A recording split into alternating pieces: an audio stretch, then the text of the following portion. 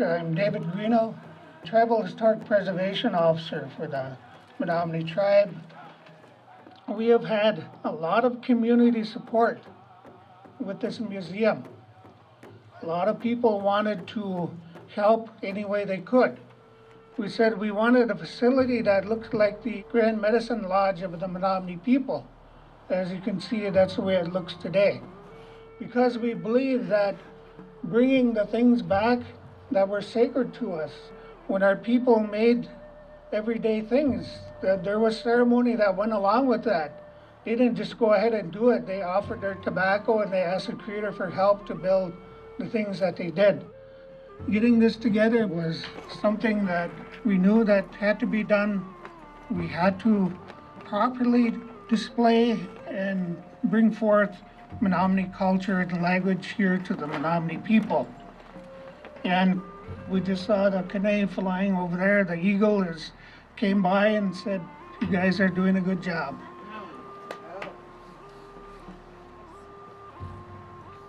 At this time, I just want to say match women to everyone on this special day of our people. Oh.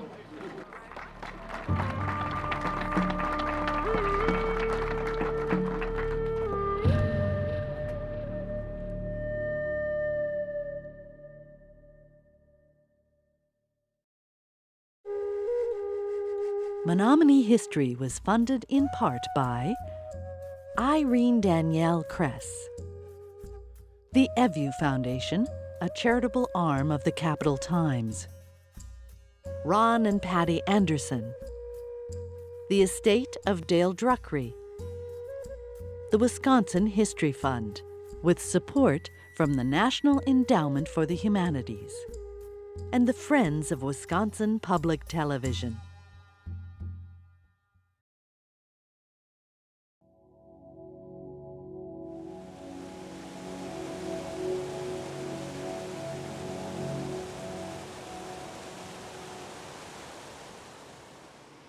Puso, nature manamaneok, kakikidem emos, staumachesin atua. Nina nao kwa kakikidem emos, yes yope. My name is Dave Greeno. Menominee name is Naokwa, which means when the sun is at mid-sky or noon. And I was given that name by one of our elders of the tribe about some years ago. But I'd like to speak about the Menominee people today and who we are and why we're here. Menominee is an Algonquin word. The full word is Omatnamanewak. It's people of the wild race. At the time of creation, the Creator gave us two special gifts so that we would always have them. Those two gifts were wild rice and maple sugar. And throughout the years after that, the Menominees were always in the midst of the wild rice. It would seem like wherever we traveled, the rice would be there. And if we left that area, the rice would follow us. So the neighboring tribes gave us that name, Menominee, people of the wild rice, which we still have today. Our people have another name for ourselves as Kawas Mamachitawak, and that means the ancient people, because we've been here so long. We don't have a migration story. We are the original inhabitants, the ancient people of this land, what is now Wisconsin and Upper Michigan. The Menominees were created about 60 miles east of here at the mouth of the Menominee River. And it was here that our creation story started, our origin story. It was said that over 10,000 years ago, we were created at the spot at Minakani, it's called. And it was here the Great Bear came out of the mouth of the Menominee River. He didn't want to be alone, and he saw the eagle flying above. He said, "Brother Eagle, come down, be my brother." The eagle descended and walked with him up the river.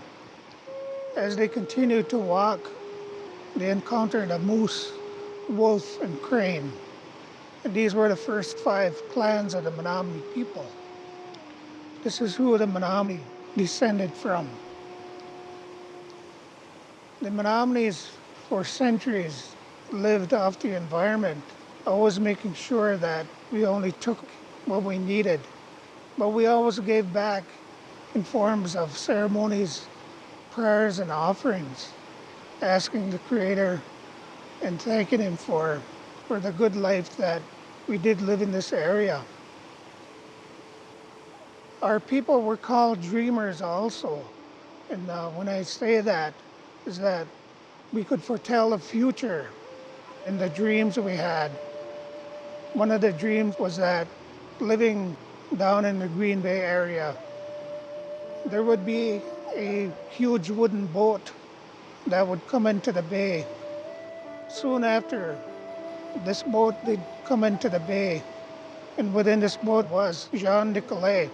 He was the first European to come into Menominee territory. And it's interesting to note that the Menominee say that we discovered him on our shores, but the history books say that Nicolet had discovered the native peoples. The Menominees occupied 10 million acres of land, which is now the Upper Peninsula of Michigan and most of Wisconsin. And within this land, we lived for centuries and called our home. And we are the hunters and gatherers. We did occupy certain areas of that 10 million acres at one time or another. We were not a sedentary people. We went where the fish was. We went where the deer and the bear were and things of that sort. Certain seasons we had to do things. In the spring we had maple sugar, so we had our sugar camps. In the summer we had fishing and growing small gardens. In the fall we had wild rice. And in wintertime was a time of fishing again and doing hunting. So we followed the seasons here in this 10 million acres of land. And of course the Europeans wanted this land to live on as they migrated from the East Coast.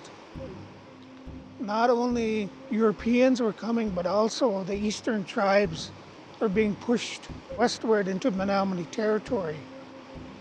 Our people didn't have no concept of selling or buying or things of that sort. We had no word in our language for boundaries. We didn't know what that was, because one of the things they wanted us to do was set our boundaries. And within this territory, we were free to hunt, fish, and gather. So it was a hard concept for us to imagine. But we did enter into these agreements, and through the series of several treaties, we had to sell most of our land. There's documentations that several of our chiefs were reluctant to do so, but did do so to fulfill our peace and friendship with the United States government. In this time also, Wisconsin was a territory, and the Menominees had the remaining lands that was needed to become a state. So the American government came to us again in 1848 and asked us to cede our remaining lands in Wisconsin and move to Crow Wing, Minnesota. And our chiefs were very suspicious of this treaty and said that we had to look at this Crow Wing country, some 600,000 acres of land. After a party of chiefs went over to look and inspect the Crow Wing country led by Chief Oshkosh, Oshkosh came back with the chiefs and reported to the Menominee people that he didn't like that land over there. The government said it was full of wild rice, fish, and game. And when our chiefs got over there to inspect that land, it wasn't that what the government had said. there was two warring tribes, the Sioux and Chippewa, were in that area. Plus there was not as much wild game and wild rice that we needed to live on. So with that, Oshkosh and a number of chiefs, Menominee chiefs, went to Washington to talk to the Great White Father. And at that time, it was President Fillmore. Oshkosh is quoted to have said that the poorest land in Wisconsin is better than that of the Crow Wing. Please let my people stay in Wisconsin, because it was our ancestral territory. And Oshkosh had told the president, he said, I know an area that is considered a wilderness where no one wants to live. Let me move my tribe there. And the president listened and let the Menominee people stay in the Wolf River area. And that brought about the Treaty of 1854 that established the Menominee Indian Reservation. The wilderness that they were talking about was the forest and the rivers and streams that you see today. This area that our people had cherished for thousands of years was established as a reservation for us, some 276,000 acres of land. Like I had said, we were hunters and gatherers, and we had to make do in this land to live, hunt, fish, and gather. If you can imagine, we had bands of Menominees that had to follow the rules of the treaty and come to this reservation from the Menominee River, from the Green Bay area, from Milwaukee area, all the way down into Chicago, up over into Eau Claire and points in between. All these bands had to move here to the reservation and start a new life in this territory. During this time, there were several changes that took place amongst the Menominee people, and there was always attempts by the missionaries to convert the Menominee people to Christianity. But there was the traditional community at Zor that kept on and clung to the old ways of the Medicine Lodge and later the Dream Dance or the Big Drum, which is still with us today. And our people started to realize there is value to this land. Besides cultural and spiritual value, there is economic value also. This brought about the start cutting some of the forest, the dead and down trees, to process that for lumber for our cabins, for our homes. But then we had asked if we could start cutting some of the white pine and send them down to the mills off the reservation. Our chief said that if we do this right, if we cut this forest in a fashion that it will always be here, let's do that. And Chief Oshkosh came up with the concept of saying if we cut the mature trees, start on the east part of the reservation, by the time we get to the west side of the reservation, it will be time to start over. And that set up the concept of sustained yield, which is a modern forestry practice today. But after realizing the value of what we had here, the Menominees started becoming financially secure in the things that we needed at that time, up into the early 1900s. During this time, there was a huge blowdown, a tornado that came to the reservation, blew several 100,000 trees down, and that needed to be harvested before it rotted. And our people had this idea to process our own logs here. We asked the government if we could do that, to use our own money to set up a sawmill. Within this time, there was a lot of attempts of assimilation by the government on the Menominee people. There was the boarding schools, of course, where the Menominees were taken off the reservation into a boarding school setting and were not allowed to come back. home for long periods of time. And the idea was to take the culture away, take the language away. We had 2 boarding schools right on the reservation. One was operated by the government, the other one was operated by the Catholic Church. There was another attempt to take our culture away called relocation. They would send our families off to cities all across the country and promise of jobs and work and things of that sort. But when our families, say, got to Chicago or Denver or New York, of course, they all had a hard time coming from the reservation and trying to live in a city. And the jobs that promised weren't there. So they had to try to live by any means in the city. Most of them came back. But through all that, the Menominee people endured, kept our stories, things that were passed down from generation to generation. And the sacred Menominee language that we still speak amongst our people. Through probably about 100 years, we were called one of the most successful tribes in the United States. And there was a lot of people that didn't like that from the government side because we were doing so well. And that we still had a huge land base here on the reservation. We're also managed by the Bureau of Indian Affairs, our forest was, but we always kept a good watch on them. In their management practices, they had overcut a lot of our timber, and our people knew that, and we hired lawyers through the money that we had to sue the federal government for the damages to our forest. And this was done in 1934, and it took almost 20 years up until the 1950s that we won the case. We won the huge lawsuit against the federal government in a tune of $8.5 million. And at that time, that was a lot of money.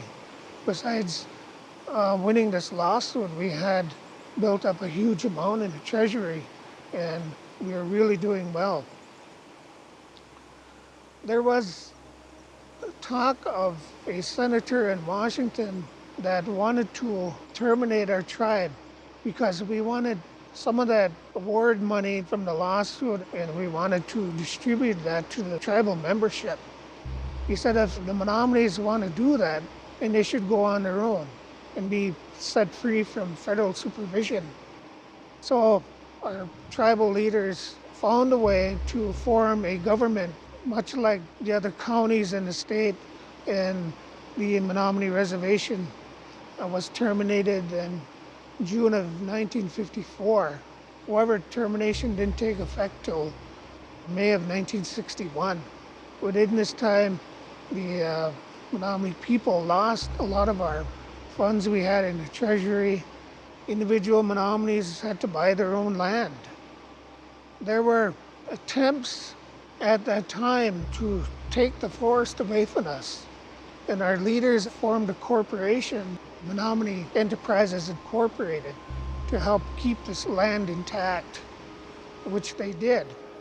But we were told that we were not a tribe no more. A lot of our people did not want to teach the language to the younger ones no more.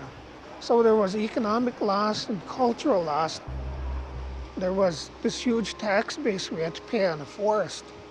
And we had to find ways to come up with that because we still had a sawmill, but the sales from the mill itself didn't cover the property tax. So what the board of directors came up with this idea of selling land again. And on the southeastern side of the reservation were 9 spring-fed lakes that they wanted to turn into a lake development and sell these lots to outsiders to come in and build large homes on these lots for them to pay taxes to Menominee County, and therefore help pay the tax on the forest. The lake development was created, what is now Legend Lake. But this idea of selling land again, the Menominee people did not like it because not more than 100 years before we had to sell most of our land through the treaties. Why do we have to do this again? A group of Menominees got together and said, this shouldn't be. Why do we have to sell land? Why do we have to be terminated? Termination is totally against the trust responsibility that the government had to us as Menominee, as a sovereign tribe. And tribal members like Ada Deer and Jim Washington Watuk, Sylvie Wilbur, just a number of Menominees got together and said, we don't have to accept this. Let's form a group called DRUMS, Determination, Rights, and Unity of Menominee Stockholders. And let's form this group and fight this lake development. Let's fight for restoration. Let's restore the tribe the way it was before termination. But within that time, the lake was developed, sales had started, several hundred lots were sold. So there was protest by DRUMS at the land sales office at Legend Lake. And they got an injunction with a judge to stop the lake development. In the meantime, they were lobbying with senators and congressmen in Washington and also at the state level in Madison to repeal termination. A bill, federal bill, called the Menominee Restoration Act was brought forth by Senator Proxmire, and the bill was passed in December 1973 to get restored as a sovereign tribe once again. They said we were not a tribe anymore when we were terminated, but that didn't stop our language to be spoken. Our elders still spoke the language. Unfortunately, a lot of them didn't teach the younger ones, but we're getting that back today. There's a lot of us in the middle-aged group that are speaking now. Our language is taught in the schools, K through 12, in that College of Menominee Nation, and our culture is still intact. One of the reasons our chiefs said, let us live in this land where you think it's worthless, is because of the Wolf River. And it was here for thousands of years that sturgeon would come up the river each spring to spawn at Kashina Falls. And sturgeon is culturally and spiritually significant to us. In 1892, the dams were built at Shawano that prevented the sturgeon to come to the reservation. And we were out this cultural resource for 100 years, up until 1993 when a group of Menominees got together and said, we want sturgeon to come back because we feel it's a cultural loss. There are ceremonies that we have to do because our ancestors had told us to do them with sturgeon. We can't do them if we don't have them. So a group of our young people, including myself, wanted to go to the Shawano Dam and take sturgeon because we thought it was our cultural right and treaty right, and we said we'll get arrested if we do that. Well, that's the chance we'll have to take because we need these sturgeon to fulfill these ceremonies that we have to do that were done for centuries before. So the tribal government said, no, you better not do that. You better let us talk to the DNR to see if there's some way they can bring some up to us. And the DNR finally agreed to provide so many a year for us to have a sturgeon feast and celebration. And our people still have that sense of that's something we have to do. Because we believe that we are looking to the 7 generations of those unborn, we're keeping this land for them. We're keeping this river for them. We're keeping the language, we're keeping the culture, we're keeping the concept of being Menominee people, sovereign nation. That's who we are as Menominee people, and that's who we'll be into the future.